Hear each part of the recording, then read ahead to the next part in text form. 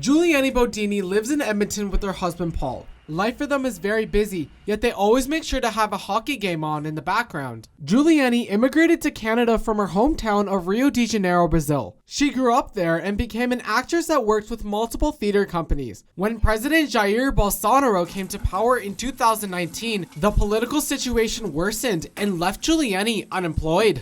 I was being robbed every year. Searching for a second career and a better life, Giuliani came to Canada in 2022. She's completing a radio and television diploma at NAIT and hopes to one day work in the news or film industry.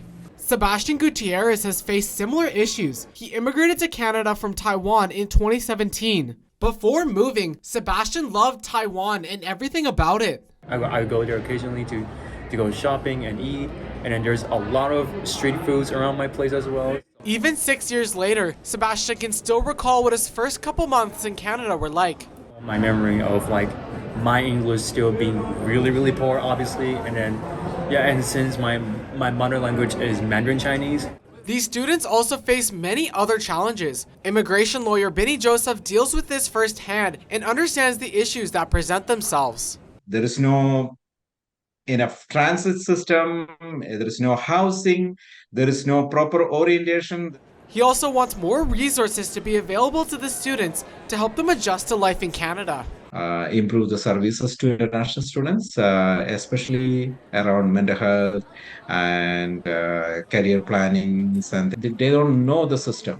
On that kind of vulnerability has to be addressed. Students like Giuliani and Sebastian make up 18% of Canada's post-secondary population and have to pay an average 429% more in fees for an undergraduate degree. Yet in 2018, 74% of international graduates continued living and working in Canada, so some understand why their tuition is so high. I think it's because I'm not from here. My parents didn't pay taxes here, so that's why international students pay more.